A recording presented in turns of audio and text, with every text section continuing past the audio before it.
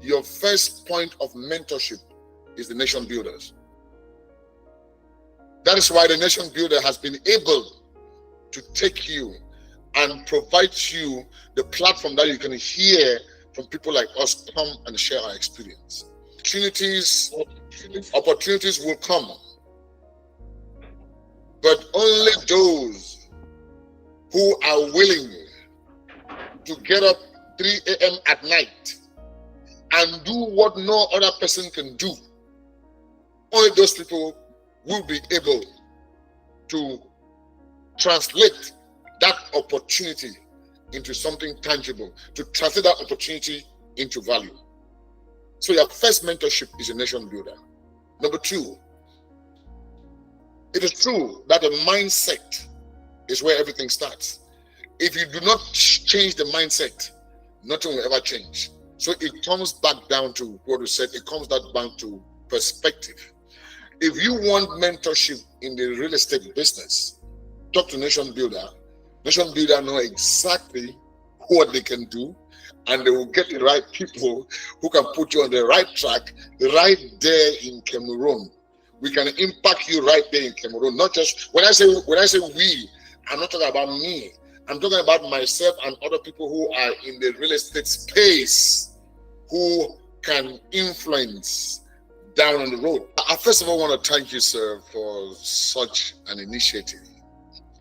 You know, gathering people, young people in the continent, to give them a perspective, I think it says everything about the kind of person you are and what you are seeking to achieve for the continent. You see, and I want to thank all of you who are present here today. I want to thank all of you in this movement, because the truth is, for the longest time, our educational system in Africa has graduated functional illiterates. Functional illiterate means that I will have a PhD in physics, but I will still buy plastic paper that is being produced by a 7-year-old child in Indonesia who has never been to classroom. We must seek to shift from seeking conventional education to seeking marketable opportunities. And the only way to do that is for you to have an open mind to sit in spaces like this. So I want to thank all of you. This morning, I just came out, I was chairing a great meeting by the United Nations. It was about the launch event of the African Youth Voices Network. One thing about Africa, the pessimist will tell you there is nothing good in the continent. The optimist will tell you in the next 20 to 25 years, Africa will be not just the manufacturing destination, but the biggest market on planet Earth. We are at 1.4 billion in Africa today. By 2050, we will be at 2.5 billion. Not only 2.5 billion, but a 2.5 billion with a hungry youth that is ready with the human capacity to transform the destiny of our backyards. Entrepreneurship, mentorship, creating startups, building in that ecosystem will depend on those who are willing to challenge the boundaries of their own creativity. Nobody else will do it better for us. Each time when I travel to Africa, I see more Asians and Europeans going to the continent. When I'm living in Africa, I see 80% of Africans live in the continent. So how come Asians and Europeans are able to see what we are not seeing? This is because everything is perspective. Everything is vision. Without vision, we will all fail. And what is lacking in Africa for the longest time is the lack of vision. It's not the lack of resources. It's not the lack of manpower. No, it is lack of vision. So if you look in the next 30 years, the growth within the African youth population will be at 73%. Meanwhile, the growth of the youth population 35 and below within the rest of the world is projected at 6%.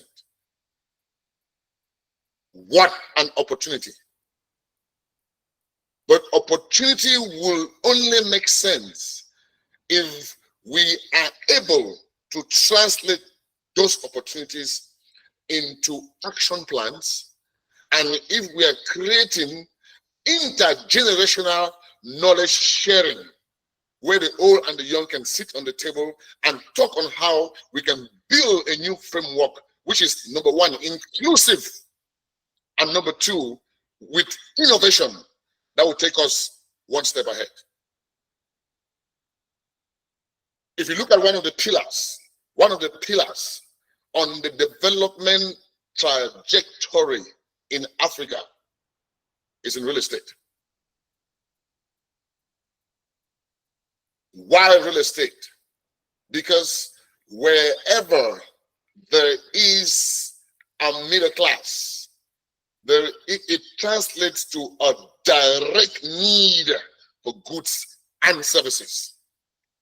And the housing market is the main driver for as a growth incubator, because whenever the real estate market is booming, the economy is booming. So where do we belong in this space? You may deny it or not, but there is the emergence of a silent middle class in Africa. From Cape Town to Libreville, from Freetown to Kinshasa, there are young men and women graduating from college, seeking good jobs, getting married, building families, who have a need for goods and services. It's not like back in the days when our father was the only breadwinner, our mothers could not work. So our fathers toiled and suffered and did everything for us. No, the dynamics has changed. So a young African a boy and a girl, they seek to build the Africa that they see on sitcom shows, that they see on social media. It is possible in the motherland. If you look at the United States of America, you look at Europe, about 70% to 75% of that population is what we call baby boomers, meaning are people who are already retired or are getting to retirement age. So the real estate market in the United States, in Europe, that market, I can say it has plateaued because they have grown to a point where they are now facing diminishing returns. That is why the great focus now, within now and the next 20 years, is in Africa.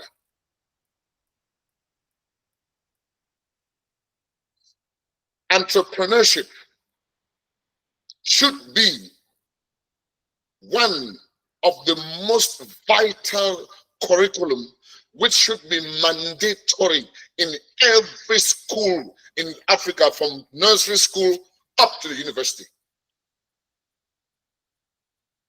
Because only through entrepreneurship could we be able to harness the immense potential of the African youth.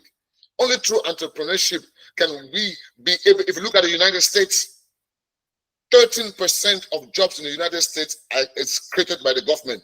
83% is created by faces like myself and yourself. The difference is that we have never been given an opportunity for us to believe in what we can do. Here is that opportunity.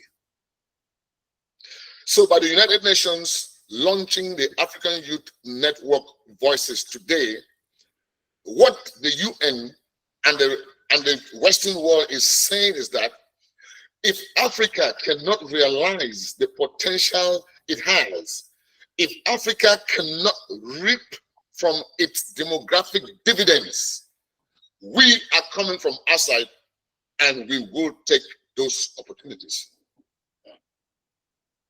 Yes. Real estate is 1% of the richest people in the United States and in Europe. If you look at them, 70 to 80% of their portfolio is in real estate. Yes. Gone are the days when we graduated from universities and our only choice was for us to look for a white-collar job and sit somewhere and put a tie and go to work everywhere. And our friends, that's how they measure success. You can never measure success by clocking hours for money. The only way you measure success is if you have residual income. Residual income is the income that you're sleeping in your bed and you're making money. Real estate is one of those singular platforms that give you that vision, that gives you that ability to make what is yours. I want to challenge the young men in Africa to not let people who do not like myself and yourself come and own the real estate industry in Africa. Yes. Too often we are seeking for jobs. Seek for work. Because when you seek for jobs, you would never get work, because work is what God has given you naturally for you to go and exploit. Work is not trading hours. Work is trading ideas. Like Roland said, work is tied to emotional intelligence. Work is tied to your character. Job is tied to salary.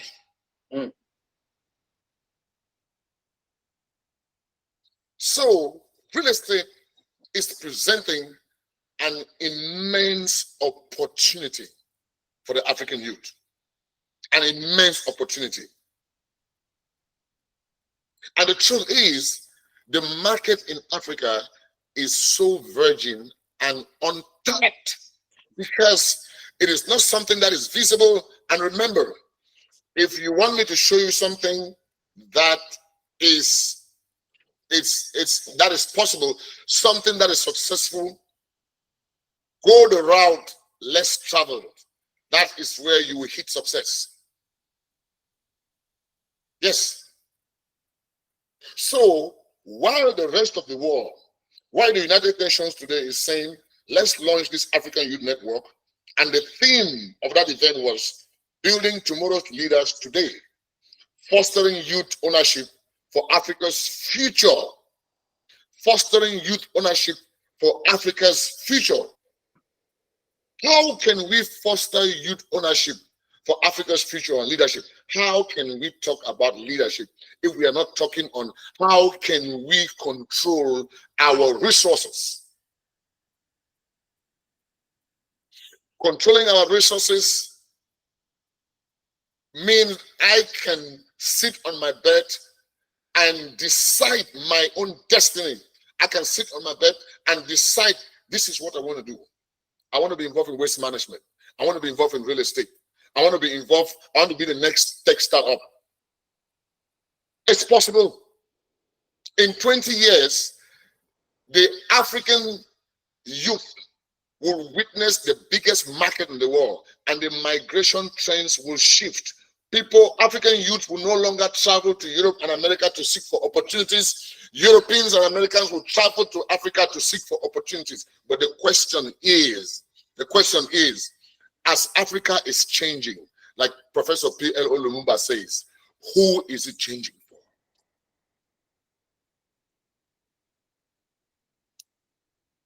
That's why I want to applaud networks like this that you all belong to. This starts the conversation. Real estate is one of the only businesses that will allow you to see beyond your borders without leaving your borders, because you can do transnational deals. You can be in Cameroon and do deals in Ghana. You can be in Cameroon and do deals in the United States. Yes, because the problem is that there are people in the United States who want to invest in Cameroon. Plenty of them. The problem is they do not have the right platform through which they can carry out their investment. But guess what? But we sit in the quarter and we are complaining, saying that there are no jobs. No, there are no jobs because you are looking for a job to what?